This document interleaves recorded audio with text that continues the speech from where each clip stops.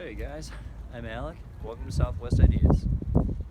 Today we're going to be taking a look at something we do pretty often here, which is make a mantle. What we've got is an 8 by 13 roughly, and it's a weird dimension because it's actually going to be cut apart into a wrap for an existing mantle. So forgive the wind noise, by the way. The audio here might be trash. This might end up as just, one big overdub.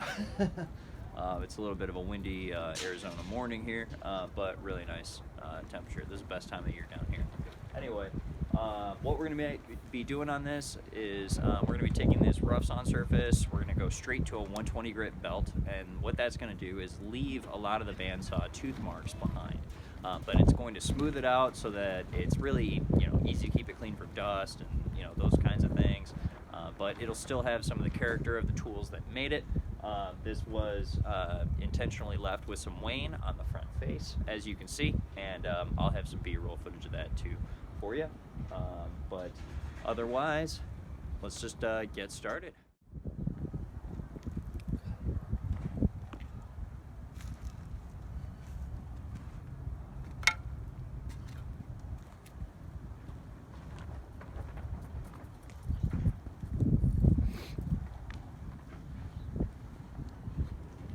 You can see here the texture of the teeth that the bandsaw leaves. It is a very fine curved bandsaw.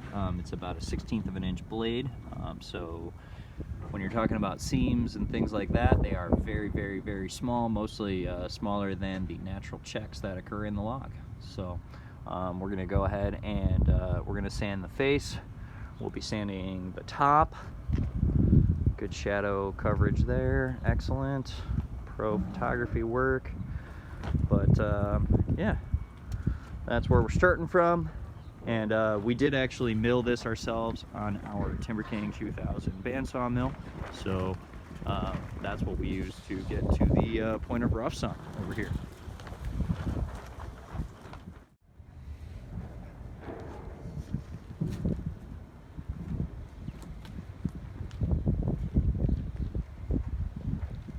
Alright, what you're going to see here is actually a bunch of improper sanding with a belt, but I'm actually going to go back in and clean all that up later with an orbital anyway, and it'll make sense. It won't actually adversely affect the finish or any of that kind of stuff.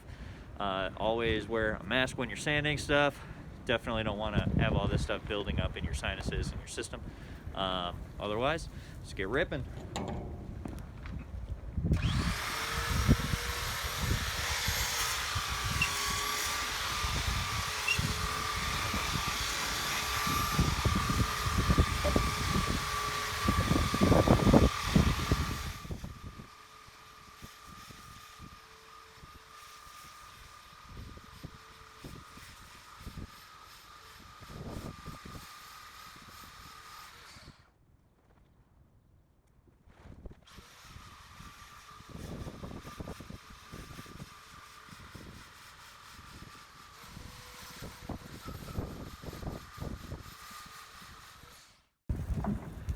Alright, let's get a look at the results of our sanding here. So this is what the surface looked like to start with.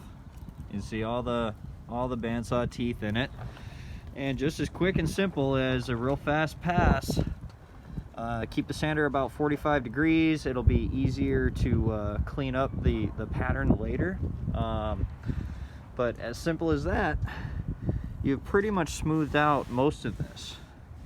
You've left behind some of the bandsaw marks. These will continue to get a little bit smaller as we hit it with the orbital, and it'll end up as a pretty nice finish actually. Then the intention for this one, the customer is going to stain this, so actually this will also have a nice effect of any low points here will pool some of the stain and darken more so than the outer surfaces. So it'll look, really pretty natural. So we're just going to go ahead and switch over to the orbital now. But yeah, the key with the belt, so I go across my shadow here. The key with the belt is really to keep moving fast, and that way you see here even you know, even with just going straight to a 120 on top, the roughs on, you can see where there's quite a few areas that got buzzed totally smooth, and it didn't take very much. So,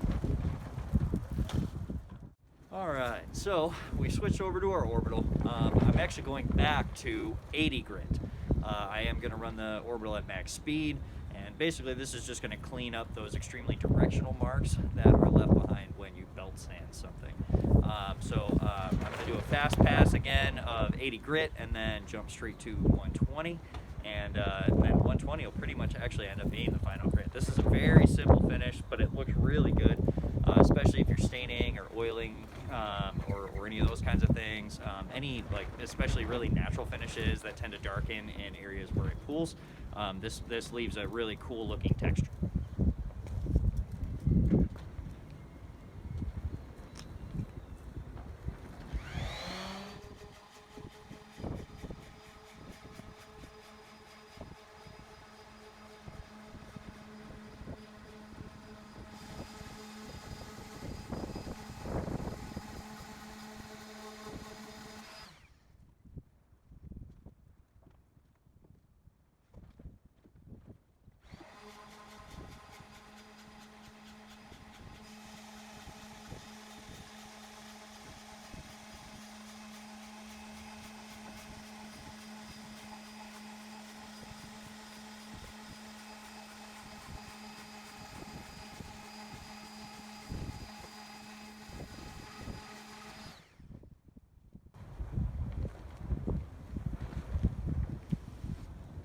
And just like that, we've cleaned up the directional marks that we left behind with our 120 grit belt.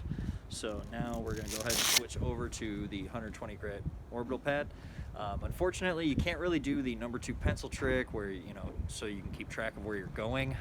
What ends up happening is you actually draw across the tooth marks that you left behind, and then you don't actually sand into those tooth marks. So you don't end up actually with a clean surface. So don't do that. It's a nightmare. I promise. Anyway, we're just gonna go ahead and kick it right up to the 120 grit and go ahead and get her moving.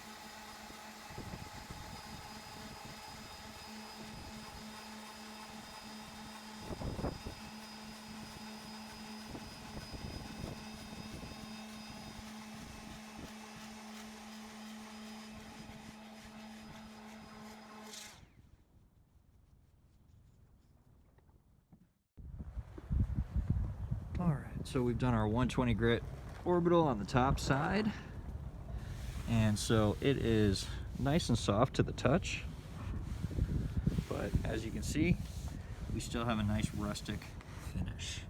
You can still see a lot of that bandsaw character, but this will be nice and easy to dust after it's had its finishing products and stuff on it, and easy to keep it clean, but still keep it rustic.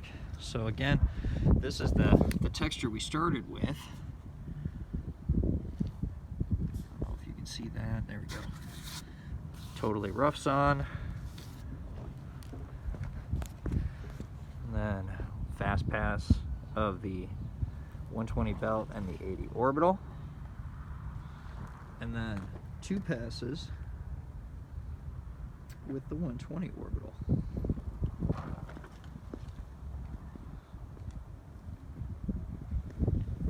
From here, she's just about done.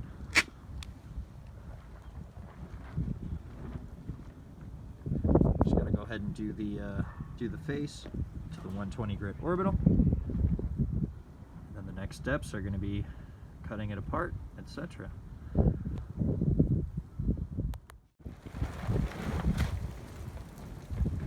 All right, for the live edge sections of where the wane is, that's what we call that actually, where the little corners left are still the outside of the log.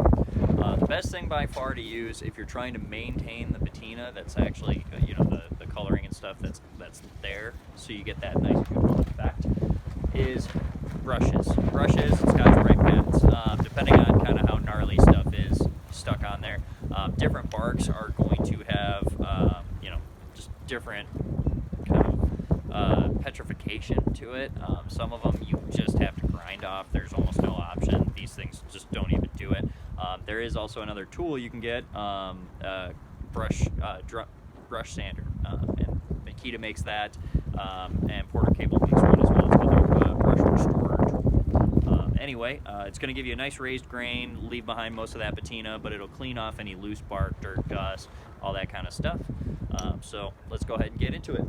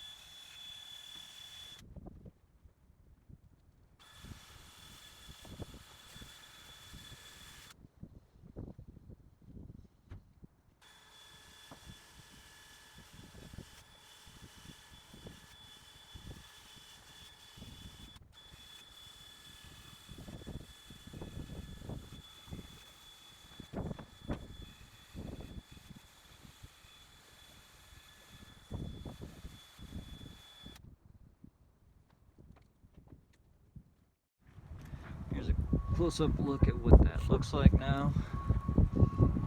Right now the sun is kind of blowing it out, but you can see I've still got a definite color contrast there.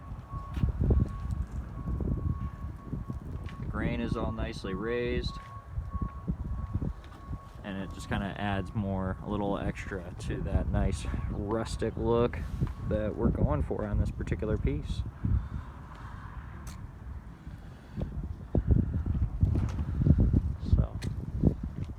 Here's a view of the face.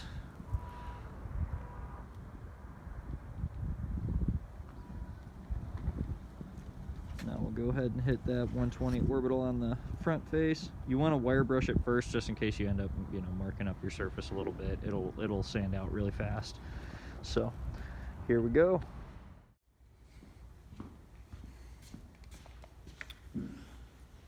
Hey guys.